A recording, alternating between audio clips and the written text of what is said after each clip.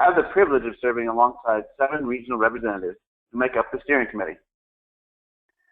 From Region 2, we have Jacob Nias from Georgia, myself, Keith Ness from Oregon, Region 6, Amber Miller from Nevada, in Region 5, Matt Hunt from Colorado, Region 4, April Bond from Texas, Region 1, Chris Jeffcoat from Pennsylvania, Region 7, Jacqueline Wilson from Nebraska, and Region 3, Ben Novak from Iowa. Since last year's annual convention in San Antonio, we've been working diligently with NCBA in developing a sustainable program focusing on education, engagement, program models, and resource utilization. This evening's webinar kicks off the first of many educational opportunities centered on the industry's up-and-coming leaders. As a participant, your line will be muted, but feel free to type questions in the chat box on your screen at the end of the presentation. Questions will be moderated to our presenters by Josh White, part of our NCBA producer education team. If you have trouble with your technology, or if you're joining us only for the audio, the webinar is being recorded and will be available in just a few days at beefusa.org. Strategies for Success, Starting Strong. Presented by this evening's speaker, John Spence.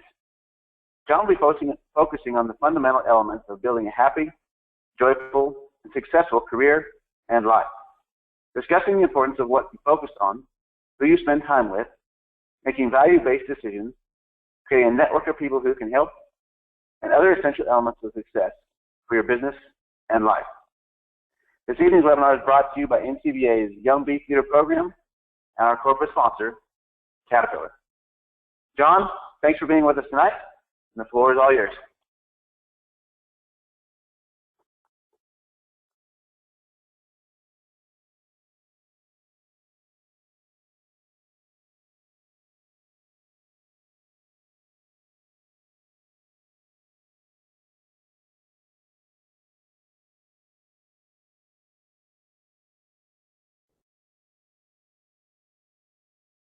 Hey, John, we can't hear you. You need to unmute, please.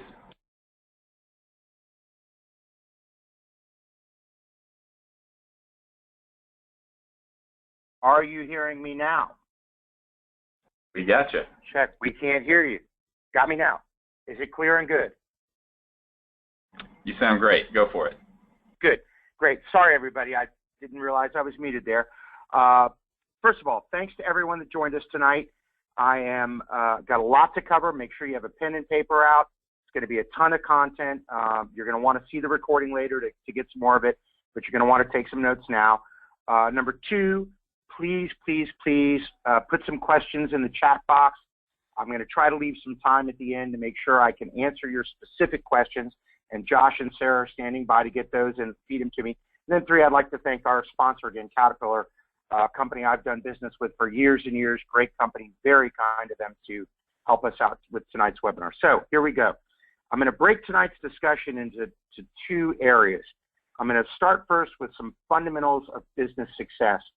I've spent the last 20 years of my life traveling worldwide, working with all kinds of companies, ag, non-ag, top of the Fortune 100 startups, and I always look for the pattern. What is the pattern for success? So the thing we want, here we go. Let's see if it's going to, there we go. This is a big idea right here.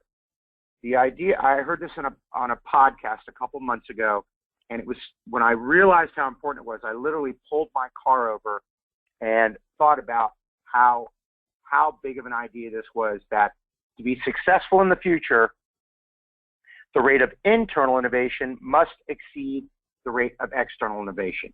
In other words, for you to compete in your business, you've got to out-innovate, out-adapt, out-create, out-strategize, and out-execute everyone you compete with. You've got to be the best you can possibly be in your business and constantly looking to get better. Great Japanese term called Kaizen, which means continuous incremental improvement, 1% better every day, 1% better every day. And I think for every one of you on the line, if you can take that idea and say, how can I make my organization, my business, my people, my farm, the way I produce things 1% better every day, then that's going to challenge you. But here's the thing that takes it to an even higher level is it's the exact same thing for you as an individual. For you to be successful in the future, for you to be an effective leader in your organization, in your business, in your family, in your community, you have to challenge yourself to say, how can I get better, sharper, smarter, faster, more talented, learn more things every day? How can I personally get 1% better every day? And with the amount of technology and changes and regulations and everything that's going on, that's a big, big challenge. So I'd really like each of you to think about this idea of I internally and my business internally have to get a little bit better every single day. I gotta get up in the morning thinking about how to get better and go to bed at night realizing I learned something, I did something new that makes me at least 1% better every day. I wrote a book a couple of years ago. I am not plugging the book. I never plug my books. It's called Awesomely Simple. The only reason I put it up here is this book is 53,518 words long. I know that because I didn't type it, I spoke it. I used Dragon Naturally Speaking, a software program, and I actually just talked to my computer, look out the window while I'm writing the book. And this one was about 53,500 words. Okay book, won a few awards, but not that big of a deal. After I finished writing this book, I found this really cool software program called Wordle. And what Wordle does is it takes all of the text of a document and it helps you find a pattern. And that's one of the things I built my career around. And when you look at people who are really, really good at what they do in any field, in farming and ranching, in music and chess, in sports, the reason they're good at it is they understand the patterns better than anybody else. They've been out there in the field long enough. They've been on the field long enough. They've been playing long enough that they see things and understand things at a level that other people don't. They know what's, I'm not a big sports analogy guy, but it's sort of the old Wayne Gretzky thing of I skate to where the puck's going to be, not where it is. The idea of being able to anticipate where it's going to be. I don't think many people knew that when Wayne Gretzky was 8 years old to about 15 years old, he would sit in front of the TV for hours and hours and hours watching hockey games and tracking where the puck went on a piece of paper over and over and over and over and over again until he realized there were certain places on the ice that the puck sort of always ended up. And he just figured out if I show up in those places, I should be where the puck's going to be a good amount of the time. So I found this software program that takes the text of a document, you load it in there, and it scans through it and finds the pattern. And the more times something shows up in the text, it creates a word cloud, a picture of the book. And the bigger the words are in the word cloud, the more times it was in the text. So I loaded my book in there, and it gave me back a picture of the main ideas in my book. And I thought, wow, this is cool. You know, I'm a visual learner, and here's my entire book on one piece of paper, all the ideas. And then I realized very clearly I'm not that smart, and there's a lot of other people that have spent a lot of time looking at how to run an organization great, and I need their help too. So I picked up the phone and sent emails to a whole bunch of my friends that are the top business thought leaders, organizational thought leaders in the world, the folks that are regarded as the ones who really understand how to run great organizations. And you've got some fun ones up here. You've got Good to Great by Jim Collins, who's very famous. You've got Seth Godin with Purple Cow, Leader of the Future by Peter Drucker, which is one of the most famous management business people ever. Even way up in the upper right-hand top corner there, you see a thing called The 100 Best Business Books of All Time, written by a guy named Todd Statterson. I got in touch with all these folks and said, may I have copies of your books in text form, or can I have outlines? And I won't drag you through all of it, but I took all of their stuff and all of my stuff, and instead of 53,518 words, I loaded about 280,000 pages, over 250,000 pages from the very, very best business minds, the top CEOs, the top directors, from small companies to the top of the Fortune 100, every level you can possibly imagine, loaded it all into Wordle, and this is the word cloud it spit out. That's 250,000 pages from the best business people on the face of the earth about what it takes to run a great organization. And this is a ranch, this is a Fortune 100, this is a startup, this is a mom and pop shop. after 2 decades of doing this, almost 2.5 decades, I realized that pretty much every business at its core is very, very similar. It's just a lot more zeros for some of the big ones, less, but at the end of the day, it's sort of the same thing. And when I looked at this, I realized this is still too complex. My tagline is making the very complex awesomely simple. This is not awesomely simple. This is confusing. So I worked on this for literally months, changed it around, moved it horizontal, vertical, different colors, different everything. And I was able to boil it down to this idea, which is what I call my formula for business success, or actually business excellence. And if you're writing notes, this is the place you really want to get ready to write notes. To me, these are 4 fundamental things. If you want to start strong, you want to do well, you want to build a great business, these are 4 things you've got to have as a foundation. There's other things that are important for sure, but these things are foundational to running a great business. So let's start with the T. The T stands for talent. You want to get the best people you can possibly get on your team. You want incredibly smart, talented, innovative, creative, high integrity, honest people.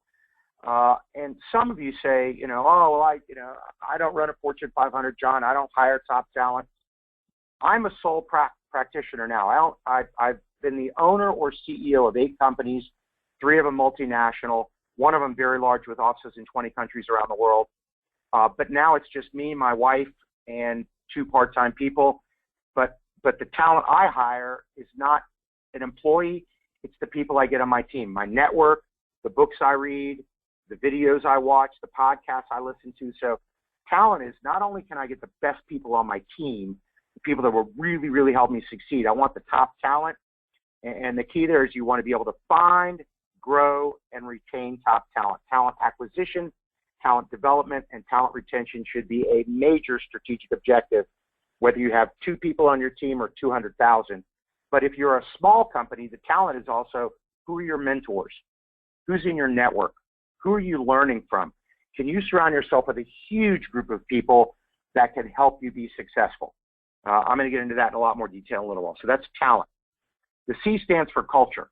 Culture. And again, whether you have a few people that work for you or a few thousand or a few 100,000 for some of the companies I work for, you want a culture that balances 2 things. You want a culture that balances highly engaged employees, people that as much as possible enjoy their job, are excited about their job, want to do a good job, they want to deliver excellence, they're excited about doing a good job for who they work for, and they're highly engaged. And then the other side of that coin then is also that they have what I call an ownership mentality, that they really take care of the business as if it were its own. Their own. They look at every dollar that comes in, every dollar that goes out. They look at all the equipment. They want to make sure that everything's well taken care of, everything's protected. We're maximizing revenues, decreasing costs, increasing customer satisfaction, decreasing waste. They really come to work every day and pretend like they're the ones that own the place and they're going to take great care of it because it's their place. So that's the culture. You want a winning culture that attracts great employees, a place they want to work, a place they want to be at, and you want to make sure that they deliver the results that they promised they would deliver. The last one is extreme customer focus. And the idea here, and I'm not going to go into detail tonight, but real clear idea is whoever owns the voice of the customer owns the marketplace. Whoever understands the customer, who you sell to, who pays your bills, whoever understands the customer the best, whoever understands their needs, their wants, their fears, their wishes, their desires, whoever has the best relationship and the best understanding of the customer has a huge, huge advantage in the marketplace. It's hard to steal that away. It's hard to copy that. So extreme customer focus means understand and be closer to your customer than anyone else in your market is. Then you take those first 3 things, the most talented people you can get on your team and as your mentors, your coaches, your network, a winning culture that attracts great people who want to come and work for you, who also deliver the results they promise, the business results, with extreme customer focus. Then you multiply it by disciplined execution. And this is all about accountability, keeping your promises, getting stuff done. if you were to ask me several years ago what was the biggest problem I saw in businesses, it was a lack of a clear vision and strategy for growth. They didn't really understand what they were trying to accomplish, and they did not have a clear, specific, compelling, well-communicated vision and strategy for growth. A few years later, during the recession, it was lack of open, honest, robust, transparent communication. People knew there were problems. They knew there were issues. They knew their business was in trouble. They knew that things were getting tough, but they didn't want to talk about it. They didn't put it out. They didn't ask for help. They didn't ask the employees to help. They didn't ask the vendors to help. They didn't ask the suppliers, their customers for help. They just figured, I'll hunker down. I can get through it by myself. Not a really good idea.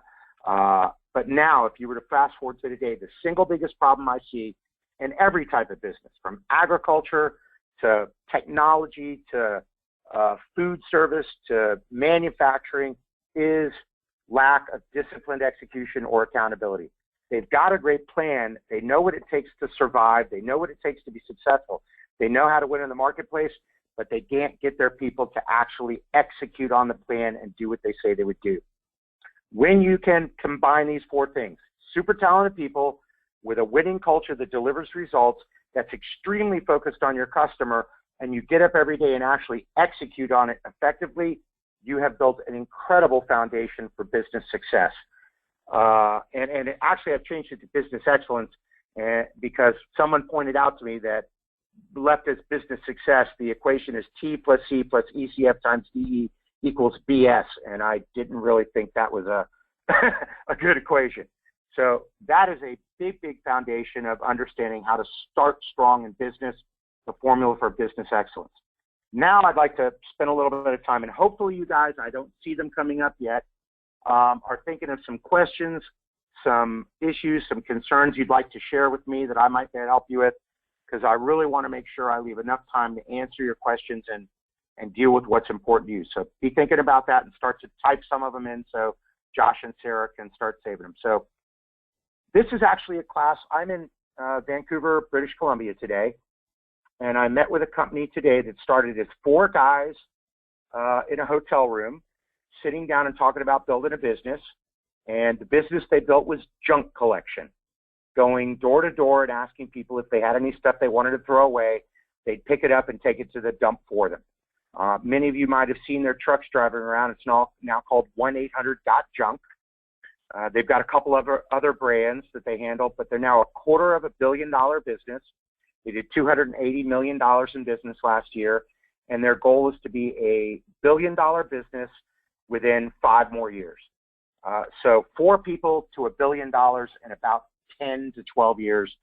And the whole thing we talked about today was self-leadership, that in order to be an effective leader of others, you must first be an effective leader of yourself. And it was a very intense class on success in career and life. So I'm going to give you some of the key ideas I shared with them and that I share with college students, with mom and pop startups, with people in agriculture, all the way up to some of the stuff I've taught at Microsoft, Apple, Google, same key ideas. So let's go. This comes from a really cool friend of mine, Tom Morris, who was a divinity professor at Notre Dame. He was named one of the top 5 most respected and admired professors in America, like 6 or 7 times. The students at Notre Dame loved him. And what he found out was, I'm getting incredibly smart students, many of them athletes, that are world-class on the athletic field. You know, when they do their job, now think about yourselves out in the field, working with the cattle, you know, doing the stuff you do. Awesome at their jobs, really do it well. Fantastic on the football field, the basketball court, the baseball diamond. But when it went back to how they ran their lives, didn't have the training there. Extremely well trained as athletes, not trained well as individual human beings trying to have a successful life. So he came up with this idea that to be successful in life, you must have a plan, P-L-A-N. You must prepare for the journey, launch into action, analyze and adjust as you go, and network with those who know. So let's talk about this for a minute. Number 1, and this was a big epiphany for the group I work with today. They had spent all day yesterday in strategic planning for their business, thinking about their cash flow, thinking about markets they wanted to compete in, thinking about how to run their business better, creating a really clear, specific, measurable strategic plan with good goals that were, and everyone's going to, and then I asked him, how many of you have the same thing for yourself, for your own life? And only one person at the entire table raised his hand out of about 15 people, and it was the CEO of the company. Perhaps why he was the CEO is he had actually sat down and created a life plan. He had sat down and thought about, if things go well and I can create the life I want to create and I can go to the places I want to go, where do I want to get to? Give me a clear, specific, and here's a key idea, values-based vision of my life, of the journey, of where I want to go. Let me get that real clear, and then I can figure out how to get there. One of my very favorite quotes, if you're writing any of this down, I really hope you write this one down. It's a Walt Disney quote. When values are clear, decisions are easy. When values are clear, decisions are easy. And that works exactly the same in your life as in your business. When your life values are clear about where you want to go, what you want to do, what success looks like to you, how you're going to get there, what's important to you, that's easy. I would also say it's the same thing in your business. When you know where you want to take your business, what you're trying to achieve, where you want to be in 3, 5, 10 years, what you value in your business, then it's clear, it's very easy to make fast, quick, effective decisions. People that are great decision makers are great because they understand very clearly, will the decision I'm about to make take me to where I want to go or take me away from it? So prepare for the journey is create a plan, think about where you want to go, write it down. Only about 3 to 5% of the people on the face of the earth have a written plan for their life. It would be hard to imagine running a really successful company without a business plan, building a house without blueprints, going on a cross-country trip without a map, and it's absolutely no different for your life. You've got to have an idea where you want to go. Number 2 is the idea is not enough. Ideas are really great, but they're completely useless and with no value without action. And the amount of action you apply directly determines the amount of results you get. Little bit of clarity, not quite sure you want to go, haven't really figured it out, don't apply much action, the outcome is mediocrity. And we have a saying in our firm, the minute you start accepting mediocrity in your life, you become a magnet for mediocrity in your life. So that launch into action says, think about it, prepare for it, plan for it, and get in gear and apply as much action as you can. Number 3, analyze and adjust. Here's the deal. Stuff's going to go wrong. Things are going to break. You're going to have a drought. You're going to have problems. This is as it should be. This is the way life works. Preparing, understanding that the inevitable might likely happen sometimes is a really good piece of advice because nothing goes according to plan. That doesn't mean you shouldn't plan, but if 80% of your plan goes according to plan and you go where you want to go and 20% doesn't, then you analyze that 20% and said, what went wrong? Why did not that work? Was it in my control, not in my control? Was that something I did or something else somebody else did? How do I make sure it doesn't happen in the future? How do I fix that? So you're constantly analyzing your plan and adjusting as you go. Using the analogy of a roadmap to take a trip across the country, you're going to run into detours. You're going to run road under construction. You're going to have to go around a town or something. That's fine. That's the way it works. That just means you take a little detour, then get back on track. So the plan will never be 100%, but if you're constantly adjusting and analyzing as you go, you can take those little obstacles easily in stride and continue to move forward. That's the way it's supposed to work. And then last but not least, and boy, this is a huge one, huge, is network with those who know. There's no reason to reinvent the wheel. There's a lot of people that have walked the path before you. There is no shame whatsoever in asking for help, in creating a huge network of smart, bright. This is why you belong to the association. This is why many of you belong to the young leaders part of the group, because you're surrounding yourself with really cool, smart people with high integrity and great values, many of them who can give you fantastic advice. So network with those who know. And again, if you've got a small company, it's just you or you and your family or a couple of people, you can network with the smartest, most successful people on the face of the earth, and they can't say no to you. The reason is you can buy their books, you can watch them on video, you can listen to audio, you can learn from the greatest people throughout all of history, from the Bible all the way to today, and no one can say no to you because if you get their stuff from the library for free or off the internet for free, you have access to the most brilliant people in the history of the world who are more than happy to help you through their writings and teachings. So it's not just the physical people in your network, but it's the biggest network you can build with people from, history from all over. Let me move forward. So prepare for the journey, launch into action, analyze and adjust as you go, network with those who know, have a plan for success, big idea. Another quick idea here, very similar to what we covered, but I wanted to nail it home. I was actually asked by IBM years ago to give a speech to 1,600 of their key people about the essence of excellence. They said, you've got about 7 minutes and we want a standing ovation. Very, very, very high pressure. And so what I did is I looked at all the books. I read about 100 to 120 business and self-help and philosophy and religious books a year, maybe closer to 200 now. I looked at all those books. I called people who ran companies. I called university presidents. I called people that ran small businesses. And I said, what is excellence to you? And they came back very, very clearly. And the pattern was this, FDA. To be successful in your life and to be successful in your company, you need these three ideas, FDA. The F stands for focus. You've got to be incredibly focused on your strategic plan or your philosophy of success for your business and your philosophy of success for your life. And the two need to be integrated, very, very closely integrated.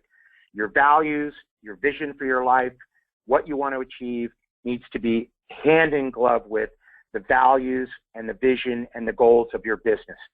So incredibly focused on your philosophy of success in business and life, your plan for business and success in your life. And let me stop here for a real quick second. It's interesting that a lot of people, especially in America, I'm in Canada this week, but in America, when we think about the idea of success, it's even the definition in the dictionary at some part. Most people think of three key things in the American culture. And those three key things that most people think that if you're massively successful, you got to have them are money, fame, and power. I've got to be extremely rich. A lot of people need to know that I'm rich. And I've got to be able to have a lot of power or influence because of my wealth and my fame. I think those things are nice. I have no problem with them. And if that's what you want, that's great. But my definition of success is when your self-concept and your core values are in harmony with your daily actions and behaviors. In other words, you thought extremely clearly about if my life was really going great, if it was on track, if I was getting up every day and I just loved my life, I was having a blast, and I got to live my core values every day. I never had to pretend or put on a mask or lie to myself or to lie to others. I was completely transparent and completely in alignment with my values. And every day was a pretty gosh darn cool day and I had a great day. Then to me, you're highly successful. If you're rich, famous, and powerful, that's great. Congratulations. I'm happy for you. If you have none of those things, but you put your head on your pillow at night and you say, my life is really close to what I've always hoped and wanted it to be, and I live my values fully, and I'm never in violation or very, very, very, very rarely in violation of them, then I think that's a great definition of success. So focus on your personal philosophy and your business philosophy of success. Number two is discipline. The D stands for discipline. You have to have the discipline to actually do that every day. A lot of people talk about their goals, talk about their values, talk about what they want to achieve. They might even write it down, but it is a very small group of those people that have the discipline to actually do that every day, to follow their values, live in integrity with their values, make decisions by their values, and follow the plan for their business and their life like they should. So the discipline to do it every day. And then finally, the A stands for action. And I said this earlier, but I'll say it again. The amount of action you apply determines the amount of success you'll get by whatever definition of success you have. Little bit of focus, not quite sure where you want to take your business in your life. You haven't really thought about it. You didn't write it down. You haven't planned it. A little bit of discipline. I wrote it, but I don't really follow it. I mean, it's a nice piece of paper, but that's not really the way I live my life. Or a little bit of action. I wrote it down, and I try to focus on it, but I don't try very hard. I don't really apply a massive amount of action. The outcome, again, is mediocrity, and once you start accepting mediocrity, you're a magnet for mediocrity. So focus, discipline, action, to me, the three watchwords of excellence in your life and your career. This is one of my favorite life and career ideas, too. This comes from a good buddy of mine named Tim Sanders, wrote a very interesting book called Love is the Killer App as an application. He's the former marketing director of Yahoo and then went on to work for Apple and some other folks, geek guy. But he said to be successful in your life, it takes three things. And also, frankly, successful in your business or career. But these three things apply, I think, across career, business, running your business well, and running your career life well. Three things, K, N, and L. The K stands for knowledge. You've got to be extremely good at something that's highly valuable in the marketplace. You've got to have skills, abilities, ideas, information, expertise, knowledge that people highly value. You've got to be able to bring value to the marketplace in a unique way that other people can't do it. So knowledge is the first one. Bright, sharp, smart, and talented is something that's highly valuable in the marketplace. So you can take care of your family, so you can build your business. The N stands for network. A lot of the right people need to know that about you. And by right people, they're what I mean hubs. They're what I call hubs. They're people that by the nature of who they are, if they know you're really, really good at something that's highly valuable, they don't tell 2 or 3 people. They tell 200 or 300 or 2 or 3,000 or 200 or 300,000 people that you're an incredibly talented person at something that's highly valuable. Your business is extremely good at something that they value highly. You do things that they really value highly. I'll jump back into the business thing for a second here, and this is a big idea. It's not on the slides, but if you have a second, write it down. I've been teaching strategy and strategic thinking in a bunch of colleges, and it's not an esoteric exercise.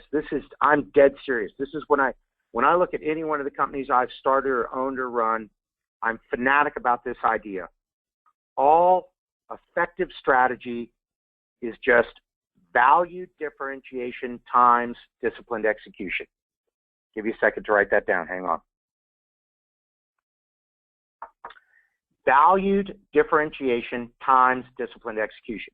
In other words, to be successful in your business or as an individual, you've got to bring something that's unique, exciting, compelling, different, that's highly valued by your customers, and they're willing to pay a lot of money for it.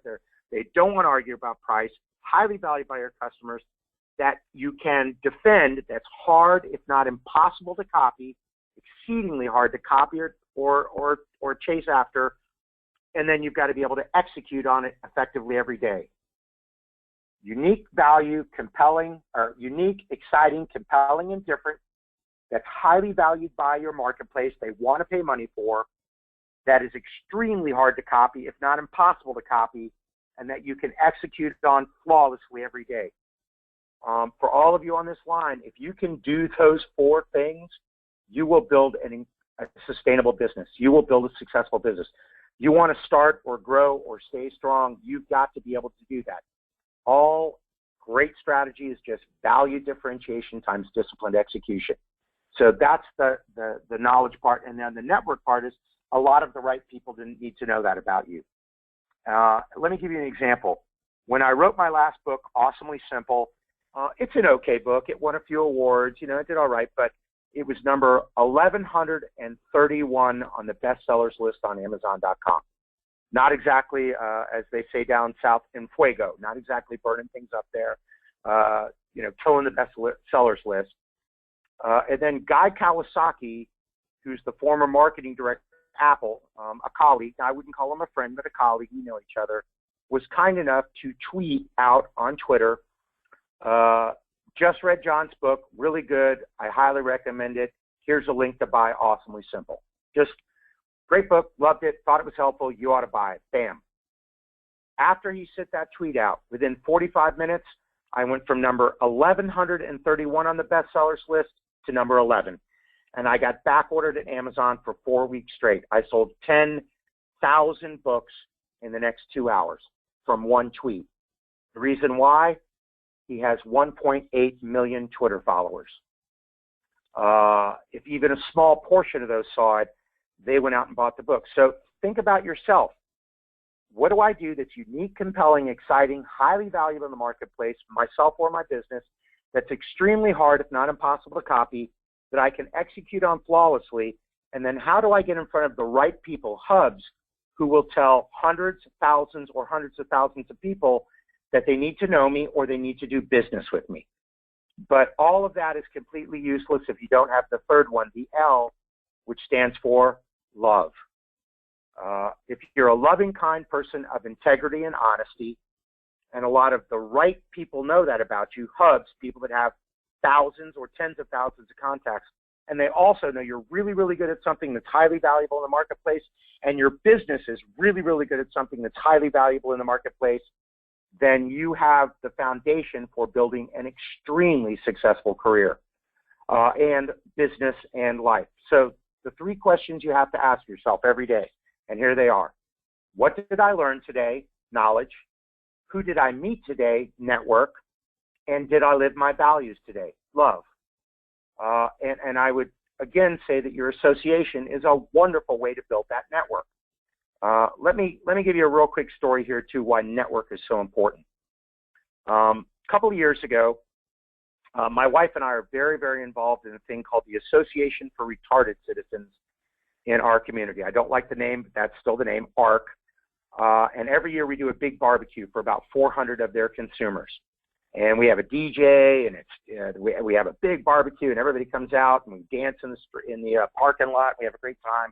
And about 5 years ago, I'm in the middle of this thing, and my phone rings, and it's one of my top clients in the world, CEO of a big company. He says, "John, you got to help me. I got a corporate espionage problem. I just found out that 2 of my vice presidents are stealing files. They're stealing stuff. They're trying to contact our top customers and steal away our contracts. They're directly trying to compete with me and put me out of business. I've never faced corporate espionage before. What do I do, John?" And I said, and this is actually the way I talk to CEOs of big companies. I'm like, "Kevin, dude, it's going to be all right, man. I got this handled. I'm away from my desk right now, but let me get back to my office. It's about 1 o'clock. I'll get back there. I will send you a memo by end of business today, 5 p.m., telling you exactly how to handle this. Don't worry, I got it for you. No problem." He's like, "Wow, thanks, John. I appreciate it." And then I hung up the phone. I'm like, "Oh, shit. I don't know anything about corporate espionage. I don't even know how to spell espionage." So I go running back to my office, and I type out an email to my network, which is about 700 business owners, leaders, CEOs, executives at companies all around the world. And I say, "I have a problem. One of my clients has a corporate espionage problem." And I turn around at my desk, and I'm writing some notes on a yellow pad, trying to figure out how in the world I'm going to help my client. What am I going to do? I don't know anything about this. And the phone rings. And it's the chief operating officer from Qualcomm, which is a little $97 billion company. And he says, "Oh, John, I faced this a bunch of times. Let me help you with this." He gives me all his information. As I turn around, I look at my computer. Emails are coming in from people all over the world. Ideas, suggestions, advice, connections.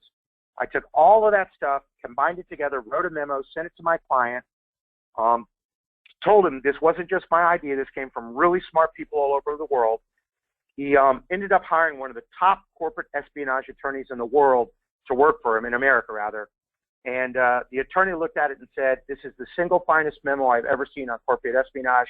May I please have a copy of it?" Here's the key idea. I still don't know anything about espionage. I still don't really know how to spell it, but I do have the memo. But here's the idea, and listen carefully. Think about it, what it's like when you face a big problem, an issue, a challenge, something you've never faced before, something that seems overwhelming, and you've got a huge network of people that know you're a loving, kind, honest person of integrity, and you add a lot of value. You send them a note, and they all send you their best ideas, and you get a massive amount of help. To me, it makes me feel bulletproof and invisible. Like, no matter what happens to me, I know that there's a couple hundred people that have my back. Again, unbelievable reason to belong to an association and to reach out in your community and to reach out in your industry and get as many people as you can in your network to help you. Big, big, big idea. And we've got about 3 minutes or 4 minutes before I finish this, I believe. And I'm hoping some of you have some good questions that you can send to Josh, because I'd really like to spend the last 8 or 10 minutes answering your specific questions. So knowledge, network, love, key idea. And this is the last slide. I don't know how many of you have ever seen a TED Talk, but years ago I was invited to give a TED Talk, and they asked me to come and talk about the most important thing I've ever learned. That's a big challenge. And I'm going to give you a real quick story with it, and then I'll tell you what I learned. I grew up in Miami, Florida. My father was an attorney, very wealthy, very famous. I went to a top prep school. I was a spoiled little brat. After I got out of prep school, I got admitted to many, many universities. Could have gone to Harvard or a bunch of other, Yale, a bunch of other places.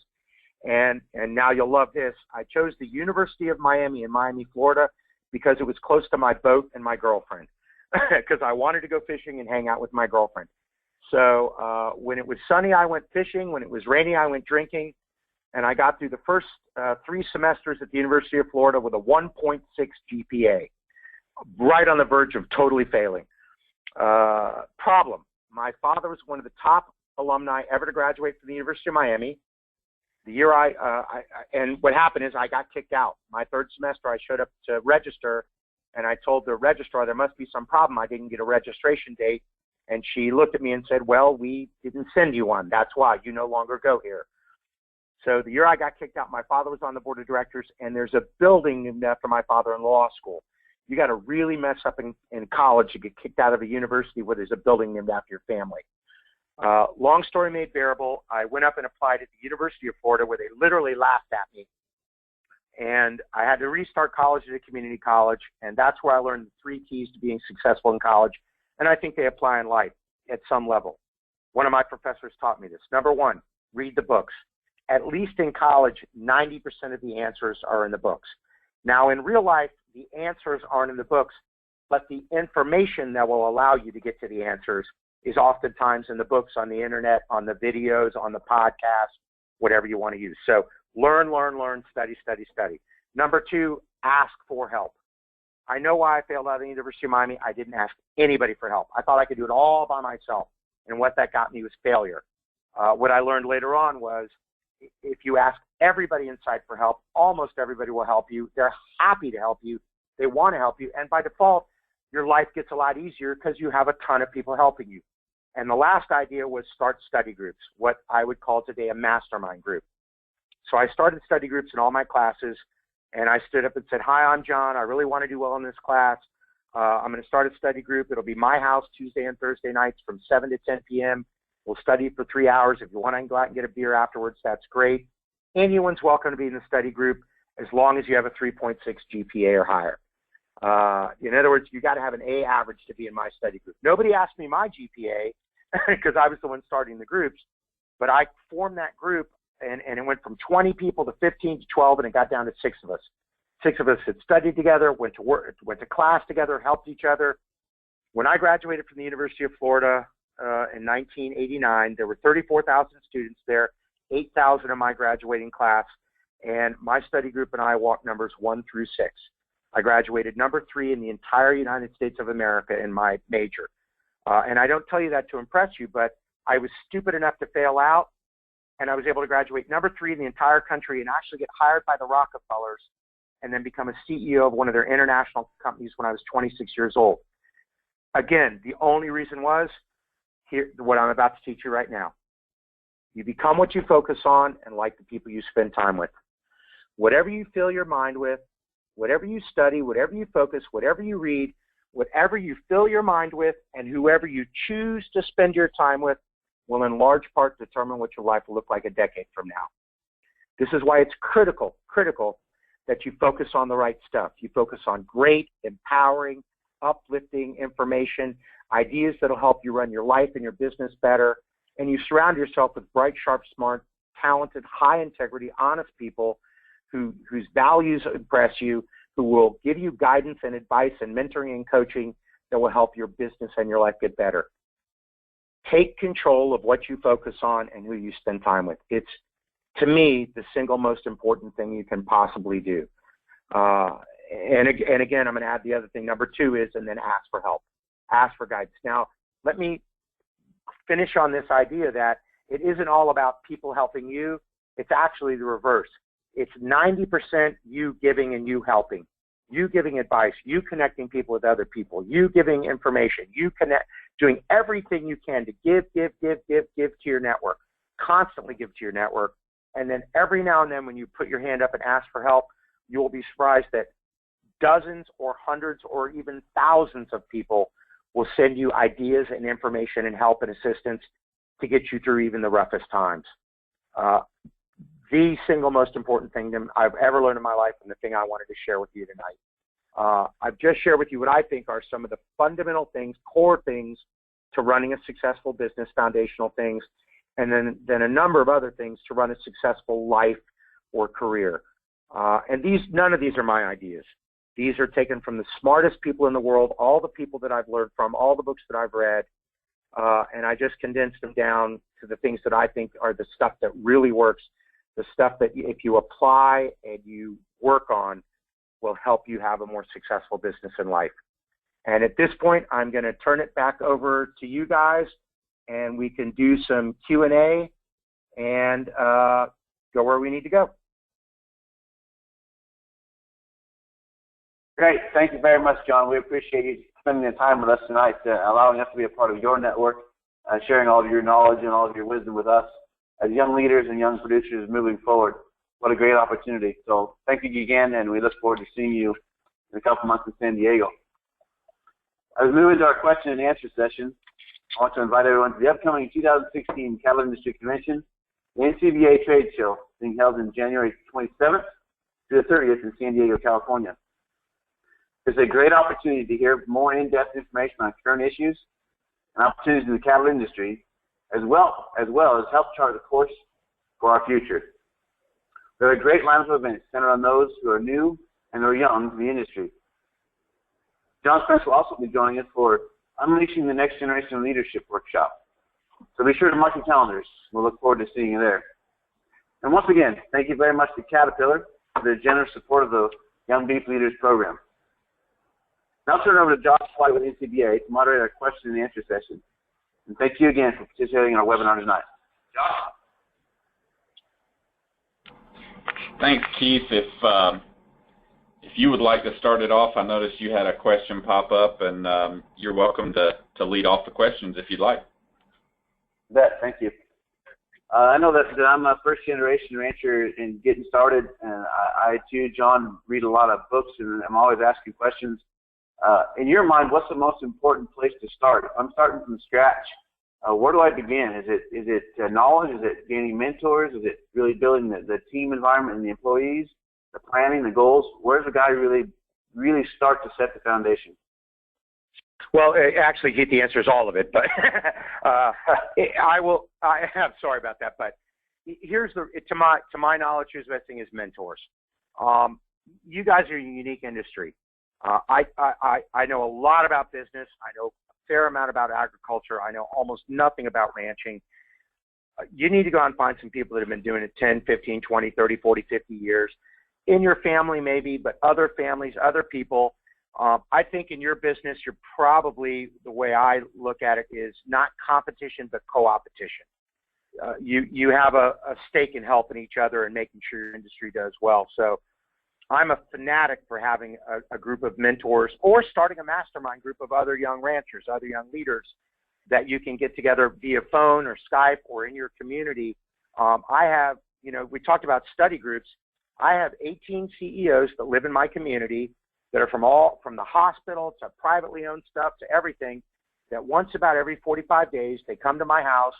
I put out a little wine and some other stuff and some drinks or soda pop or whatever they want. We have a little hors d'oeuvres. We break bread together for a little while. Then we sit down back on my back porch, and for 3 hours, we talk about the books we're reading, about what we've learned. We ask each other for help. We ask each other for help in our business and our lives and our families. I think a great idea would be create a mastermind group, even if it isn't local. But getting mentors is critical. And here's the idea with mentors. You want to figure out what you need to learn and then find somebody who knows that. You don't just want to find somebody and just start sort of chatting with them. You need to say to myself, I really need to understand how to do X, Y, or Z, and then ask around and find the person who knows the most about that. A mentor relationship should really only last 6 months or a year until you've learned about as much as you possibly can from them on the topic. Then they should be able to recommend you to a new mentor or a new person or a new coach that can help you with the next thing.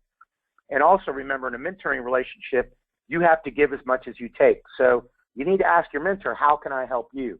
What can I do to assist you? What value can I add? What can I, maybe you're a young guy and they're a little bit older, or a young gal, and you can help them with technology or teach them about social media or something that you know better than they do. I work for some big companies where the brand new employees that just graduated from college, 21, 19, 21, 22 years old, coach the senior executives in their 50s and 60s, old people like me, about technology and social media, and then the old people coach them about the business. So I think a mentor, a really good, solid mentor, or a group of mentors would be the best place to start, because they're going to help you on the goals. They're going to help you on what to understand. They're going to help you on the things to focus on.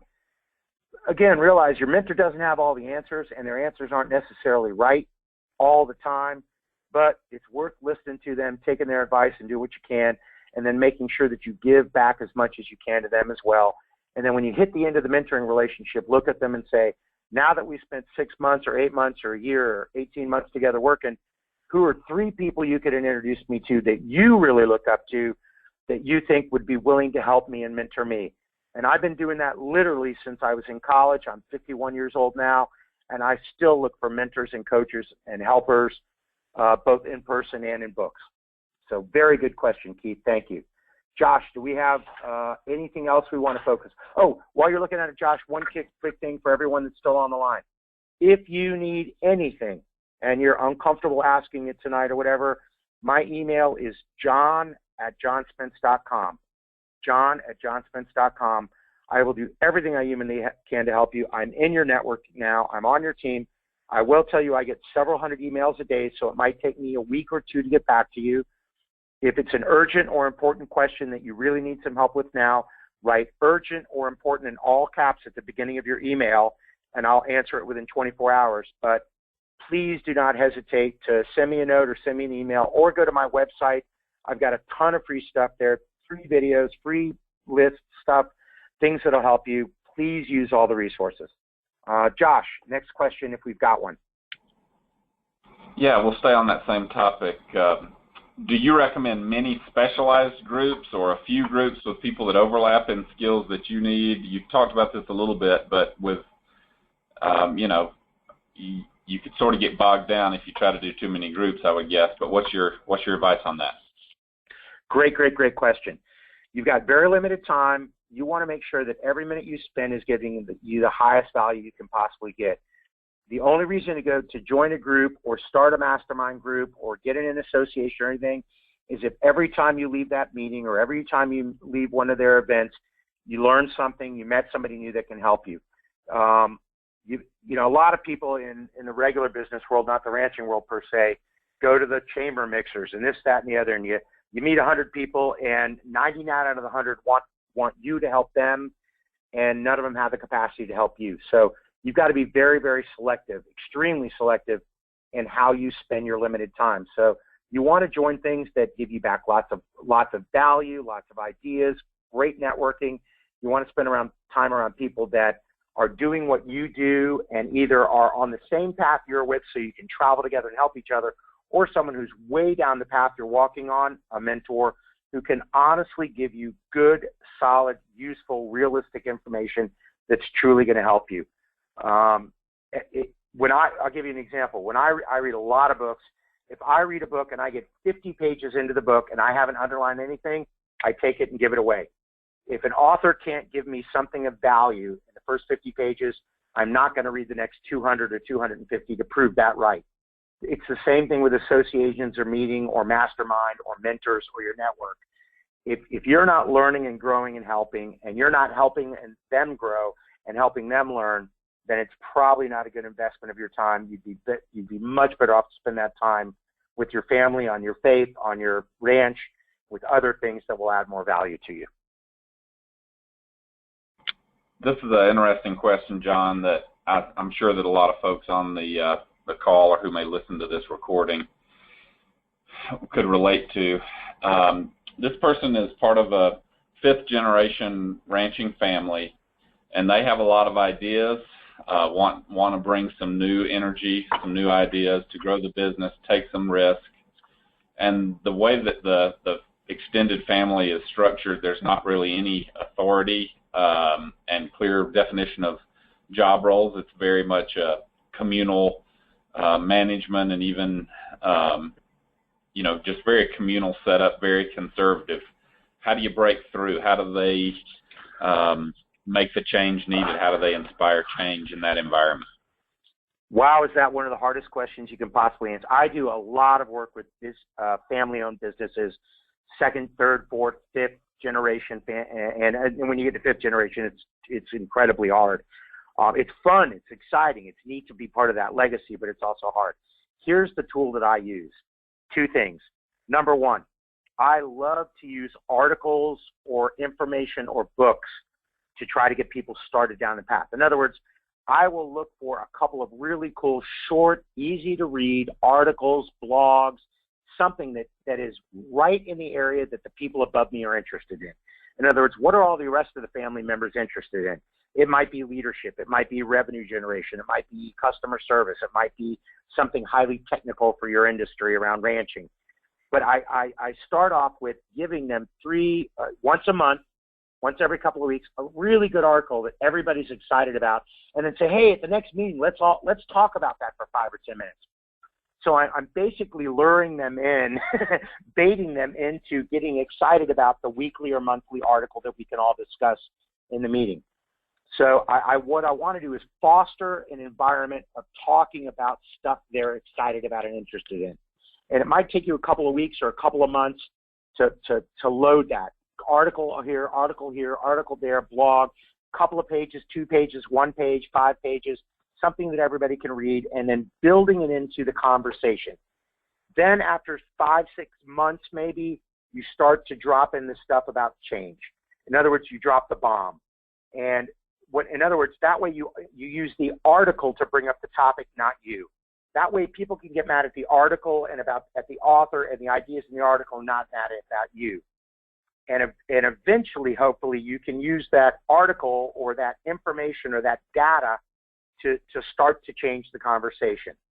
The other thing that I think is critical, and I just went through this today with the company I was working with, the $250 million company, is you've got to be able to show what I call an irresistible case for change. You've got to be able to demonstrate to people that we have to change or we won't survive. The industry is changing. Technology is changing. People's taste in food or whatever might be changing. And we might have done this for 5 generations, but the way that people handled our sort of business and cattle and ranching 5 generations ago is not the way it is today, and it is definitely not going to be the way it's 10 years from now. And help them understand, not from you, but from solid data, people they trust, people they respect, third-party sources. Things have to change. We have to change. I'm not the one saying what the change should be. I'm just the one pointing out that if we don't change, we will go out of business. There won't be a 6th or 7th generation. So I love to use data against people, and massive amounts of data, so it's just incredibly hard to argue against it. You know, the cow's dead. It's in the field. It's rotting. There's a picture of it. There's nothing, there's no arguing about this. The industry's changing. Things are changing. This is the data. There's no arguing about it. It's overwhelming. What are we going to do about it? Instead of going, I think we should change, you need to bring it from a third party that says change is irresistible. You can't resist it. You have to embrace it and use that to drive it. Because otherwise it's just family members against family members, and it becomes emotional and political, and people get angry and upset at each other. Let them yell at the data, let them yell at the trends, let them yell at the article, and not at each other. That's my best advice. But I will tell you, it's incredibly, incredibly hard. I have a family-owned business now, and it's one of the most challenging things I've ever done. All right, I've got two questions that I think we can I can send to you at the same time, and you can answer. First one: do you have a list of great books to start with? And then, what kind of time management skills do you use to be able to read so darn many books a year? Okay, cool, great. Go to my website, john@johnspence.com, and there's a thing there that says resources or something like that. And there's one that has the top 60 business books I've ever read, and that's out of about 4,000. I will also, so go to johnspence.com. It's free. I think you have to put your email address in so I can send you my blog, which I only write blogs when they're really, really good. I don't spam. I don't do anything. So that's what that's for. But there's a great list there, top books I've ever read. Number two, time management. There is no such thing as time management. There's only priority management. I've done a ton of work on this. I've worked with this at Fortune 10 companies, been to a bunch of seminars. Here's how time management works. You got to figure out what you really, really value, where you add the most value, what's most important, and have the courage to say no to anything that doesn't meet that list. Then number two is you got to be able to dump everything into some sort of a system, whether it's Outlook or some sort of a computerized system where when you get an idea, you've got an appointment, you got something you got to do, you put it in that computer system, and then you double, triple save it and back it up, and then you let it go out of your brain. I'll give you a quick example. A bunch of people today ask me, where are you going to be next week? And the honest truth is I have no idea because that's not important to me. I've done the work. I've already prepared. I know that all my stuff's done. Where I'm traveling, not in my scheme of things, 250 to 270 days a year on the road, doesn't matter. So what I do is I only focus on the stuff that truly adds value. Everything else I've got in there, and I know that if I need to know where I'm going next week, I just look in my computer program. If I've got a book I'm supposed to read, I just look in my Outlook. It's there, Basecamp. I've got Basecamp and Outlook. All the important stuff is captured there. The reason a lot of people are really, really bad at time management is they try to keep it all in their head or on little slips of paper or written on the back of their hand, jotted on a pad in their truck. No, put it in a great, secure place that you trust. Dump it all in there, back it up to the cloud, and then forget about it. It doesn't exist in your world. Last question. How do I read so many books and get through them? Number one, it's my job. It's what I get paid to do. It's why I did this webinar with you guys tonight. My job is to learn stuff. Number two, I don't watch TV. I didn't own a TV for 12 years. The average American watches 37 hours of TV a week. I watch about 2 hours a month, maybe, which would be maybe 20 hours a year, tops, probably closer to 12 hours a year. Because I don't value TV. I get my news from my iPad. I get the other stuff. I don't want to see the rest of it. So I'm very, very focused and disciplined in how I spend my time. I don't go to movies. I don't go to malls. I don't watch TV. I don't waste time on anything. If it isn't fun, healthy, spending time with my family or friends, making me smarter or making me money, I don't do it, period. It doesn't exist in my world. The other thing is I read looking for information that will help me. Not just anything, but I open a book and look for what will help me be more successful, be happier, be healthier, be a better husband, run a better business. And because I've read so many books, I don't read, when I pick up a 300-page business book, probably half the book I've already seen the ideas before. The pattern is clear. I can skip all that. So out of a 300-page book, I probably only read 150, 120 pages, but I'm reading that furiously, underlining, making notes, looking for things I can learn and apply. And the big idea there is what I just said, learn and apply. It's one thing to read it and write it down and put it in a journal and understand it. It's a whole different thing to apply it. So it's called the knowing-doing gap. And the people that are the most successful in life are not just ones who learn, but learn and say, now what am I going to do about that? I am not a motivational speaker. If you got motivated tonight listening to this, it's your own fault. It's not my fault. But if you look up a month from now and you haven't changed anything, you haven't done anything different, you haven't read a book, you haven't created a mastermind group, that's not my fault. That's your fault because you didn't take the idea and apply it. So the big idea for me is every time I read anything, I'm looking for application. How can I put this into work? How can I use this? How can I use this to help my clients be better or make my life better or my business better? So that's one of the reasons I get so excited about reading, because I know there's really cool stuff in there, or listening to audiobooks, or watching videos, or listening to podcasts. Not everybody loves to read. Just absorbing as much information I can to get the super good ideas, and then be incredibly disciplined about applying the ideas. All right, I think we're just going to do one more question, and then for these other folks, we do have the ability to forward these questions on to John and get a short answer back for you from him over the next week or so. So we'll do that. You talked about a lot about success. Do you have any cautionary tales for the things that could poison a successful business? Yeah, I can.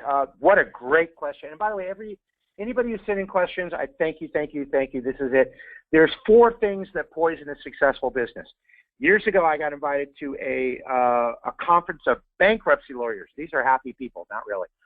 Luckily, it was in the Cayman Islands, so it wasn't too painful. And I'm going to try to remember this off the top of my head. I asked one of the bankruptcy lawyers, there was a panel of them. Some of them had been doing it for 30 years. What's the pattern? All of you have shut down hundreds of companies, from small companies to major corporations to cities to sports teams. What's the thing that when you walk into a company that's failing, you hit yourself in the head and go, oh, not again? And one of the guys looked at me and said, I've been doing this 30 years. It's the 4 I's, the 4 I's. And here they are. Here's what poisons a successful company. Number 1, ignorance. Not paying attention to what's going on. Not paying attention to their competition, to regulations, to changes in the marketplace, to consumer behavior, to competition global. Just not doing their homework, not paying attention. Ignorance. The next one is, hang on a second, I can't pull it up because we're on computer here, is indifference. Indifference. I don't think I need to change. Other people in the industry might have to change, but, we've been around for 5 generations. We'll be fine. We've been here for 5 generations. We won't lose the ranch. We won't lose our business. Other people might have to change, but you don't understand. We're the #1 ranch in Texas, and we don't, so indifference to change. The next one is, hang on a second.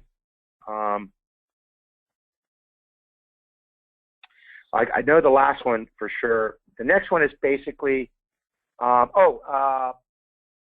can't think of the I that starts with it, but it's basically we can't change. We can't change. I know that we need to change. I see that indifference. No, that was the last one, indifference. Can't remember it right now. This is hard to do off the top of my head. I can't get my people to change.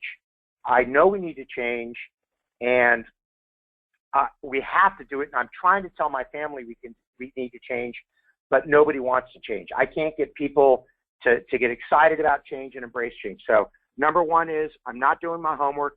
Ignorance, I don't know it. The number 1 is indifference. The third one, I can't remember the I that starts with it, but it's we don't have to change. We can't change. I'm trying as hard as I can, but I can't get my people to change. We're stuck in our ways, not invented here. And then the last one is changing so much that you never get any traction. You're constantly changing. It's a change a week, a change a month. Every time somebody reads a new leadership book, we change everything, which is inconsistency. We never, ever focus on one thing and get ahead. We're always changing, so we never get any traction. We never hit. So the 4 things that poison a business: not thinking, not knowing what's going on, not paying attention, not understanding they need to change. Number 2 is not thinking they have to change, thinking that everybody else changed, but we've been around for 5 generations. Number 3, knowing they need to change, but not being able to change, not being able to get their people to change. And the last one is changing so much that they never get ahead and never get focused. Out of all the bankruptcy lawyers I talked to, they told me those are the 4 things that poison even the most successful businesses. Thank you so much for all the great information, John. And again, we encourage folks to sign up for our convention. John will be there live and in person speaking, and you'll have a chance to interact with him in sunny San Diego. And again, the webinar is recorded, so if you want to go back and check out something, we'll be sending a link out within probably by the end of business tomorrow. Also, as we log off the webinar, there will be a short survey. We'd love for you to complete that, do us a favor, help us improve what we're doing here. And with that, we'll wish you a great night and a great weekend coming up here, and hope to see you soon.